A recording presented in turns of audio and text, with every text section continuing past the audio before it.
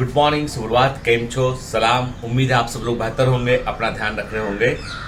अभी आप में से कई लोगों ने पूछा सर कि 12th सीबीएसई बोर्ड का और 12th का जो है एग्जाम कई स्टेट में अब नहीं हो रहा है और बच्चों को जो है वो अपने एवरेज मार्क्स के अकॉर्डिंग, पिछले परफॉर्मेंस के अकॉर्डिंग वो एक मार्कशीट दे देंगे और आप सबको पास कर देंगे। वो उसका क्या असर पड़ेगा नीट के एग्जाम पर, तो मैं क्लियर कर दूं, कोई बड़ा असर नहीं पड़ेगा।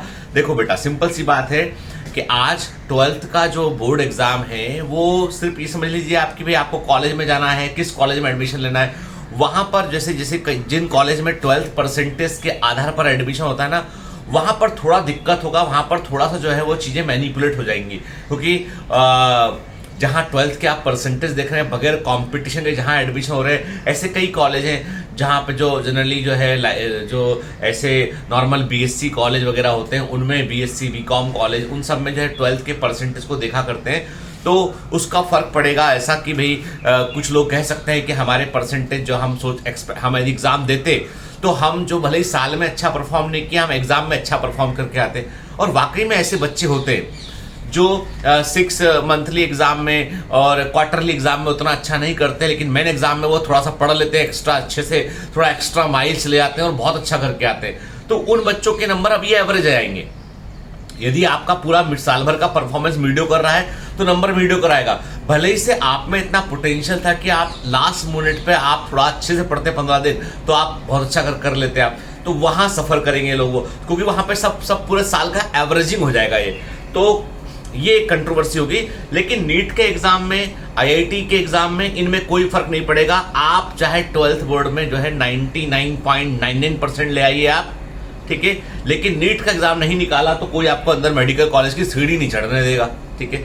भले ही आपके 12th में 60% आए हो, 65% आए हो, लेकिन यदि नीट को आपने ठीक की रैंक से निकाला, आईआईटी को निकाला, तो आप इंजीनियरिंग कॉलेज, मेडिकल कॉलेज में पहुंच जाएंगे आप, ठीक है। नीट निकालेंगे तो टॉप के मेडिकल कॉलेज में पहुंचेंगे, आईआईटी जेई निकालेंगे तो अच्छे जो है वो टेक्नोलॉजी कॉलेज के अंदर पहुंचेंगे। तो बात इतनी सी है कि जो बच्चे नीट वाले हैं, जो बच्चे आईआईटी वाले हैं, इस तरह के एग्जाम वाले बच्चे, उनको जो है कोई फर्क नहीं पड़ेगा, इससे कोई फर्क पड़ना भी नहीं चाहिए। क्योंकि देखिए, जो पढ़ने वाला बच्चा वो 12th भी निकाल चुका होता और वो पढ़ रहा है, इसलिए वो आईआईटी नीट, मतलब हम साल भर, इसका मतलब ये कि हम आईआईटी और नीट के लिए ही पढ़ते रहते साल भर। दूसरी बात ये है कि जो बच्चे सिंपल कॉलेज में जाने का सोच रहे थे उनको जरूर दिक्कत आ गया कि जिन कॉलेज का कट ऑफ 95% जाता है, 84-5% जाता है, भाई लास्ट सीट जो है एलोकेट इतने परसेंट पे, तो वहां पे दिक्कत हो सकता है, ठीक है। अब कैसे होगा ये, क्या फॉर्मूला गवर्नमेंट डिसाइड करेगी, ये सब चीजें थोड़ी सी जो है वो सोचने वाली रहेंगी। खैर, बात की बातें देखते हो कि अभी सिचुएशन वैसा भी है कि बच्चों को जब तक वैक्सीन सबको ना लग जाए तो बच्चों को भी रिस्क में डालना ठीक नहीं है। और मैं मानता हूं सरकार का ये निर्णय सही निर्णय, क्योंकि कारण ये है कि इस बार जब सेकंड वेरिएंट आया तो उसने यंग लोगों को बहुत इन्फेक्ट किया उसने, तो इसलिए थर्ड वेव ना आए, इसके लिए जो है ऐसी चीजों को यहाँ गैदरिंग हो सके उनको रोकना पड़ेगा। और दैट वेरी पॉसिबल कि लास्ट, देखिए सरकार ऐसी है कि लास्ट मिनट पे कुछ भी कर सकती है, ठीक है। तो आप सभी लोग जो है इस बात के लिए भी तैयार रहिए कि नीट का एग्जाम वो ऑनलाइन कर सकते हैं। मैं ये नहीं बोल रहा हूं कि अभी तक कोई खबर आया है या ऑफलाइन होगा ऑनलाइन होगा, अभी कोई खबर नहीं है, पर मैं कहता हूं आपसे कि हमको मानसिक तौर पर तैयार रहना इन चीजों के लिए कि हम ऑनलाइन एग्जाम, यदि मान लो थोड़ा भी सिचुएशन ऊपर नीचे हुआ ना, तो ये बगैर एग्जाम के, देखिए उसके नॉर्म से वहां पे ऐसा नहीं करेंगे कि 12th बोर्ड से नीट में पास कर दिया जाओ भी के। मैं फिर क्लियर कर दूं कि मेरे पास कोई सोर्स नहीं इसका, मैं केवल अपने मन से कह रहा हूं ये बात कि हमको तैयार रहना चाहिए सारी परिस्थिति के लिए, क्योंकि गवर्नमेंट जो है वो कुछ भी कर सकती है गवर्नमेंट के, कि आपके लोकल सेंटर्स को एलोकेट करके ऑनलाइन, क्योंकि गैदरिंग तो वहां भी होता है हालांकि, लेकिन तब भी कुल मिलाकर बात ये कि हमें हर अनएक्सपेक्टेड परिस्थिति के लिए तैयार रहना चाहिए। जो हमने नहीं सुना, नहीं देखा, नहीं जिसके बारे में चर्चा है, उसके बारे में भी हमको तैयार रहना चाहिए, ठीक है। खैर, फिर से इस बात का गलत इंटरप्रिटेशन ना लगा ले कि सर ने बोला है कि इस बार ऑनलाइन होगा, कोई काट के डाल दे, तो गलत बात है बेटा, ना। क्योंकि मैं ये बोल रहा हूँ कि हम ऑफलाइन पेन पेपर मोड पे एग्जाम होता है, हमें मालूम है अच्छे से, लेकिन हमको ऑनलाइन की संभावना के लिए 1% पॉसिबिलिटी के लिए भी हमको तैयार रहना चाहिए, ठीक है। फिर दूसरी बात यह है कि कई बार अब चलो, अब ये तो बात हो गई कि एग्जाम की, इन चीजों की। और मैं कल देखा कि भाई चाइना ने नकली सूर्य बना लिया। वो न्यूक्लियर फ्यूजन रिएक्टर में काम कर रहे हैं, अब वो हाइड्रोजन बम टेक्नोलॉजी को उन्होंने नकली सूर्य में कन्वर्ट कर रहे हैं और सफलतापूर्वक उन्होंने उसका प्रयोग भी किया। उन्होंने एनर्जी के सोर्स के रूप में कि भाई सूर्य का हम इस्तेमाल करेंगे, आपके कंटिन्यूस एनर्जी के लिए रात में भी काम चलता रहेगा हमारा, सूर्य की एनर्जी का हम जो है उससे इलेक्ट्रिसिटी पैदा करेंगे। मतलब उल्टे सीधे काम जो कर रहे हैं ना जो ये धरती पर, यही तो सबसे बड़ी समस्या की जड़ है कि इसी से तो नई नई चीजें जो है वो उत्पन्न होती है। और एक नया बर्ड फ्लू का वायरस चाइना में मिला है H10N3, जो हालांकि उतना लिथल नहीं है, लेकिन ये है कि उसको भी उन्होंने जो है आइडेंटिफाई किया है। और वो भी साइंटिस्ट कहते हैं कि वो भी जो है अभी सब पता नहीं, ये सारे वायरस जो है इनकी कंट्री से बन के क्यों आते हैं। खैर छोड़ते हैं उस बात को, अपने मुद्दे पे आते हैं। आज मैं आपको एक छोटी सी कहानी सुनाऊंगा कि जिस कहानी का संबंध है, कल मैंने कम्युनिटी पोस्ट पर एक केक का फोटो डाला था कि मैंने वो केक बनाया। मैं 9 बार कोशिश पहले किया था, 9 बार मैं असफल रहा, इंग्रेडिएंट मिलाकर सब कुछ कोशिश किया, नहीं बना पाया। पर मैंने 10वीं बार में मैंने केक, ब्राउनी केक को मैंने बना लिया। बच्चे ब्राउनी केक ही खाते हैं इसलिए वही बनाया मैंने। और कल मैंने 20-25 मिनट निकाले उसके लिए एक्सक्लूसिवली, और मैंने फटाफट काम करके वो तैयार किया मैंने। हालांकि बहुत अच्छा तो नहीं बना था, लेकिन ये था कि हाँ मतलब घर में जैसा बनता है उससे अच्छा बना था। बोल के ठीक, मेरे घर में, तुम्हारे घर में हो सकता है अच्छा बनता हो भाई, है ना। तो एक बैकग्राउंड है उस केक के पीछे। बैकग्राउंड ये है कि मैंने अभी कुछ 2 दिन पहले मैंने जो है ना कहीं पढ़ा सुना था कि 1982 में 1982 में जो है जो ब्रिटेन की प्राइम मिनिस्टर थी मार्गरेट थेचर ब्रिटेन की एक पावरफुल प्राइम मिनिस्टर रही हैं। तो उनका बेटा जो है वो जो है पेरिस में जाता है वो, और पेरिस में जाकर वो एक कार रेस में भाग लेने जाता है वो। और वो कार रेस जो है वो कहीं से लंबे डेजर्ट से कहीं से गुजर रही होती वहां से। तो उस कार रेस में उनका बेटा और उसका को ड्राइवर जो तो उसकी जो फ्रेंड होती है, जो लोग कार, वो तो कार रेस थी, एक लंबी रैली थी, कार रेस नहीं बोलेंगे, कार रैली थी। तो वो रैली में कहीं पे जंगल में, कहीं रेगिस्तान में कहीं भटक जाते हैं और उनकी कोई खबर नहीं मिलती है। अब चूंकि ब्रिटेन के प्राइम मिनिस्टर का बेटा, फ्रांस मित्र देश उनका, और ब्रिटेन के प्राइम मिनिस्टर के बेटा जो है वो गायब हो गया जंगल में, मिल ही नहीं रहा, कोई खबर ही नहीं मिली। 2 दिन 4 दिन 6 दिन गुजर गए। तो भैया तमाम खोज अभियान चलता रहा कि ढूंढने की कहाँ गए, मार्क थ्रेचर कहाँ चले गए। बहुत ढूंढा जाके, मतलब समझ लीजिए कि ना कई मीलों का एरिया हेलीकॉप्टर से सबसे देखा गया, और फाइनली जो है वो 10-12 दिन के बाद वो मिल गए उनके। उस दौरान मार्क थेचर जब वो गायब था, तब मार्क थेचर जो है वो ब्रिटेन की महारानी एलिजाबेथ द्वितीय, ठीक है, जो अभी भी ब्रिटेन की क्वीन है, उनके पास वो मिलने गई। उनको बताया भी उन्होंने कि ऐसा हो गया है कि मेरा बेटा जो है वो मिसिंग है और मिल नहीं रहा है। तो उन्होंने लगी प्राइम मिनिस्टर, तो क्वीन बोलती कि कोई बात नहीं, आप ना आप प्राइम मिनिस्टर, आप ढूंढ लेंगे अपने बेटे को, आप चिंता मत कीजिए। तो बोलती कि वो कहते यदि कुछ हो गया तो मैं कैसे रह पाऊंगी, वो मेरा फेवरेट बच्चा है। तो महारानी को आश्चर्य होता है। महारानी बाद में अपने हस्बैंड फिलिप, जो भी हाल ही में जिनका निधन हुआ है, फिलिप का, मिस्टर फिलिप, जो प्रिंस फिलिप का जो है वो कुछ महीने पहले भी डेथ हुआ उनका, 2-3 महीने हुआ होगा हालांकि।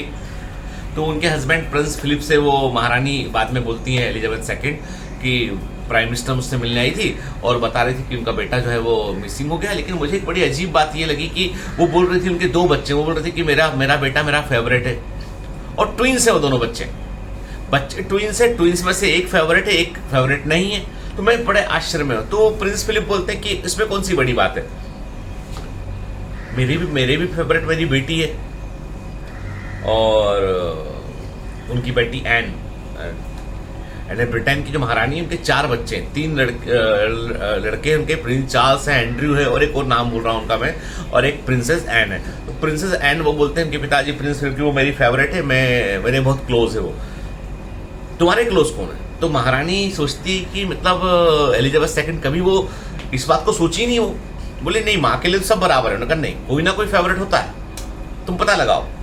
तो वो महारानी, अब चूंकि महारानी के पास तो बहुत काम होता है, ब्रिटेन की महारानी, आपको लगता है कि वैसे नहीं, उनके पास में कई सारे राजकीय कार्य होते हैं, कहीं से अपने हमको राष्ट्रपति कहीं दिखाई नहीं पड़ता, परंतु हर कानून पर राष्ट्रपति के साइन होते हैं। ब्रिटेन में हर कानून पर, हर लॉ पे जो है महारानी के साइन होते हैं, उनकी सील लगती है और वो महारानी उसको अप्रूव करती है। तो महारानी ने कहा कि हाँ, कई दिनों से मैंने अपने बच्चों से बात ही नहीं कर पाई, इतना व्यस्त हूँ। तो वो एक एक करके अपने बच्चों को जो है वो लंच पर बुलाती हैं, 1 by 1 अलग अलग दिन पर, ताकि उनसे वो कम्युनिकेट कर सके। अपने स्टाफ को बोलती है कि सब लोग पता करके रखना कि मेरे बच्चे क्या खाते हैं, क्या है, मुझे बताना, ताकि उनको ऐसा लगे कि माँ हमारे बारे में कुछ जानती नहीं है। सबसे पहले वो अपनी बेटी से मिलती हैं। बेटी से मिलती है तो बेटी से मिलकर वो बेटी को घुड़सवारी पसंद होता है, काफी हॉर्स राइडिंग, तो बेटी के साथ वो हॉर्स राइडिंग में आती है। हॉर्स राइडिंग में कहीं दूर जाके वो जंगल में कहीं पे जाके वो लोग व्यवस्था करते हैं, वहां पे लंच वंच करते हैं। तो बेटी से वो बात करते हैं, उन्हें मालूम चलता है कि उनकी बेटी जो है वो एक मैरिज में एक क्राइसिस से गुजर रही है, मतलब वो खुश नहीं है अपनी शादी में और वो शादी को एंड करने का भी सोच रही है, तो मैरिज को। तो महारानी को बड़ा दुख होता, लगता है कि अरे बेटी की शादी इतने उससे की थी हमने और ये सब कुछ बढ़िया है, परंतु ये अपने परिवार में खुश नहीं है। जो अब तक उनको पता ही नहीं था वो उनको मालूम चलता है। किसी प्रकार फिर बात हो, बेटी भी कहती है कि नहीं मेरी जिंदगी है, मैं अपने अकॉर्डिंग जीऊंगी टाइप से ना, और ऐसे करके तमाम बात चलती। फिर वो दूसरे राजकुमार से मिलती है, वो एंड्रू से मिलती है, तो एंड्रू उनको बताता है कि जो है उसको जो वॉर में अच्छा लगता है, तो वो बोलती है कि हम जो है वो जो है रॉयल फैमिली है, तो हमको वॉर में हम पहले जाया करते थे, अब लेकिन हम जो है वो एक्टिवली वॉर में खुद से नहीं जा सकते, क्योंकि हमको कंट्री देश की धरोहर मानता है कि भाई आपको नहीं, आपको पकड़ लिया तो फिर नेगोशिएट कर लेगा सामने वाला आदमी। सामने वाला वॉर क्राइम, यदि वॉर में यदि आपके बेटे को पकड़ लिया उन्होंने और बोला इसके बदले ये दो वो दो, तो हमें करना पड़ेगा, इसलिए नहीं भेजेंगे, मेन वॉर में नहीं भेजेंगे। उनका बेटा उनसे रिवॉल्ट करता, बोला नहीं मैं तो नेवी में हूँ, मैं तो ऐसा करूंगा वैसा करूंगा, ठीक है, और मैं तो सिपाही पैदा हुआ था, मैं कहाँ फंस गया हूँ, रॉयल फैमिली के मुझे तरीके पसंद, तमाम चीजें बोली, ठीक है। तो रानी को बड़ा दुख होता है कि यार हमारे बच्चों को हमने सिखाया था ये कुछ कि हमने अपना अलग तरीके से कि भाई कैसे हमको जो है इस कंट्री में लोगों के बीच रह के जो समाज के काम करने हैं, पर ठीक थे सबकी अपनी अपनी विल होती है। तीसरा बेटा आता है, तीसरा बेटा जो होता है इसका नाम मैं भूल रहा हूँ, तीसरा बेटा जो है वो बताता है कि उसको उसके कॉलेज में स्कूल में बुली करते हैं लोग बाग, उसको जो है वो है ना सॉफ्ट राजकुमार ना ये ना वो तमाम चीजें उसको बोलते हैं, उठ के कुछ लोग उसे प्रिंसेस भी बोलते हैं ना, तो वो बुली हुक से परेशान है। वो बुली करने वाले भी प्रोमिनेंट परिवार के लोग रहते हैं, लेकिन ये कि वो रॉयल नहीं होते। तो वो अपने बुली होने के कारण वो अपने आप को हीन समझने लगा है। रानी को ये भी आश्चर्य होता है, अरे हमारे बच्चों को जो है वो ये दिक्कत हो रही है इसको। फिर सबसे बड़े वाले प्रिंस चार्ल्स हैं, उनसे जब वो मिलती हैं तो वो उनको बुलाते हैं कि भाई वो उस समय प्रिंस ऑफ वेल्स बन चुके होते हैं, मतलब भविष्य के राजा के रूप में वो उनका ताजपोशी हो चुका होता है कि महारानी के बाद वही किंग बनेंगे। तो उनके घर जाती हैं वो, तो प्रिंस ऑफ वेल्स रहते हैं, तो वो बोलते हैं कि महारानी से बोलते हैं, जब लंच के लिए बुलाती तो बोलते हैं आप मेरे यहाँ आइए मम्मी। तो वो एलिजाबेथ सेकंड उनके यहाँ पहुँचती हैं लंच के लिए। वो देखती हैं कि Prince Charles extra marital affair में पड़े हुए हैं, कैमिला पार्कर जो है उनसे उनके रिलेशनशिप हैं, और उनकी जो खुद की वाइफ डायना स्पेंसर है, वो प्रिंसेस डायना, वो बड़ी परेशान है उसको लेके, और उस समय उनको पहला बच्चा होने वाला था। तो वो समझाने की कोशिश करती हैं, लेकिन प्रिंस चार्ल्स वो उनका अपना कुछ सोच नजरिया रहता है। तो वो जब घर लौट के आती हैं तो उनके हस्बैंड उनसे पूछते हैं कि प्रिंस फिलिप पूछते हैं 4-5-6 दिन के बाद कि क्या डिसाइड किया तुमने, तुम्हारा फेवरेट कौन है।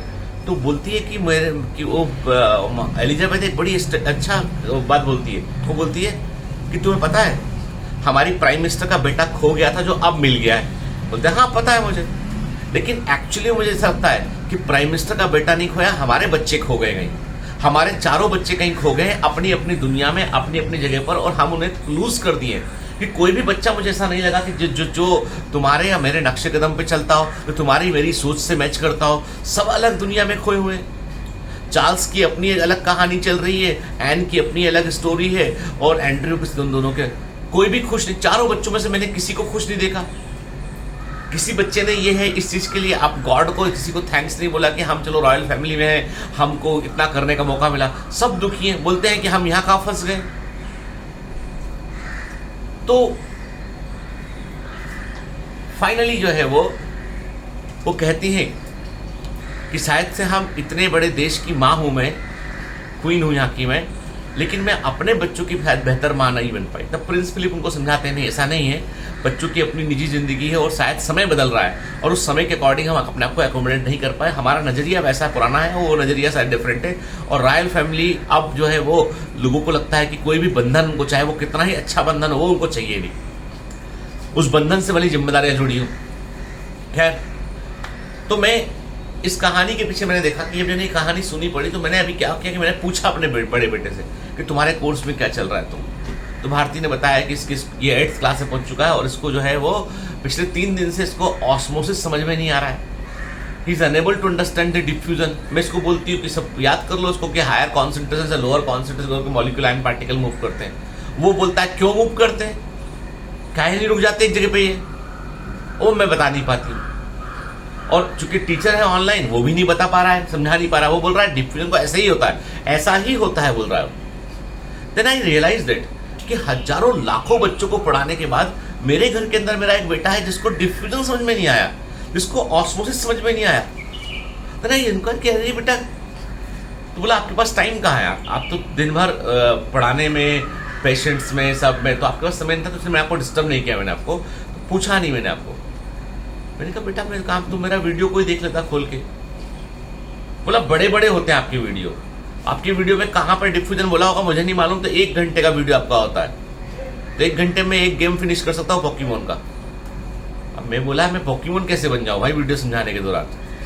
खैर फाइनली मैंने समझाया उसको पूरा कंसेप्ट कि एनर्जी क्या होती है बेटा, ऊर्जा का मतलब क्या होता है, क्योंकि हमारे सबसे बड़ी चीज मिसिंग है, वो है बेसिक कॉन्सेप्ट मिसिंग है हमारे यहाँ पे। फिर मैं महाराज नहीं हूँ ना महारानी हूँ मैं, ठीक है, मैं लेकिन अपने बच्चों से कम्युनिकेट किया, पूछा। उन्होंने कहा कि बहुत दिन से हम बाहर का ऑर्डर नहीं कर रहे हैं, हमको केक खाना है, मम्मा केक बना नहीं पाती है और कुक है नहीं घर में, और अभी कुक नहीं है हमारे घर में, वो गया हुआ बिहार शादी में ना, उसके बाद वहां से आने नहीं दे रहे, मुंबई आने नहीं दे रहे उसको कोरोना के चलते, तो हमें केक खाना है। और हमें बिल्कुल वो तमाम तरह का जो होता है ना, बहुत सारी क्रीम लगी, वो नहीं खाना, नॉर्मल ब्राउनी केक खाना है। देन आई रियलाइज चलो ठीक है बनाते हैं ना बेटा। मैं उनको भी मैंने हेल्प में लगाया, फाइनली बनाया, बनाने के बाद वो खाया, उसको मन को अच्छा लगा, चलो ठीक है, क्योंकि कई बार हम अपने आसपास के लोगों को खो चुके होते हैं, अपने आसपास के लोग धीमे धीमे कहीं और दुनिया में पहुंच चुके होते हैं, और हमको जो है वो लगता है कि हमारे पास सब कुछ दुनिया है हमारे पास। मुझे लगा नहीं यार, इसको ये बच्चा बड़ा, मैं सोचा कि अरे ये 8th में पहुंच गया, बोल मत देना किसी को कि सर को पता नहीं था कि 8th में पहुंच गया ना, तो ऐसा नहीं, मतलब पढ़ रहा है, स्कूल जाता है, पता है अपने को, लेकिन ये कि 8 तो मैंने कहा 8 तो बड़ी क्लास हो जाती है, ये ध्यान देना पड़ेगा भाई पढ़ाई पे तुमको। बादशाह सर के बच्चे ने डिसाइड किया खुद ही नीट देने का, और खुद ही जो है वो डब्बा गुल हो गया, तो मतलब कहाँ जाऊंगा, किधर मुंह छुपाऊंगा भाई। इसलिए भाई कम से कम पढ़ने लिखने फोकस करो। मैं कभी फोर्स नहीं करता कि तुम्हें इंजीनियरिंग लेना है, मेडिकल लेना है, क्या लेना है, जो तुम्हारा मन करे वो तुम करो, लेकिन जो करो वो अच्छे से करो, ये नहीं है गोल्डन रूल है। खैर चलिए आज इतना ही काफी। अपने आसपास के लोगों का ध्यान रखिए, उनसे कम्युनिकेट कीजिए, बातें कीजिए उनसे, परिवार में छोटे भाई बहन, बड़े भाई बहन के, उनसे भी बातें कीजिए, मम्मी पापा से भी बातें कीजिए। पता नहीं आज सोशल मीडिया से हम पूरी दुनिया में झांक रहे हैं, पड़ोस में क्या हो रहा है पता नहीं होता कई बार। Have a great day, all the best.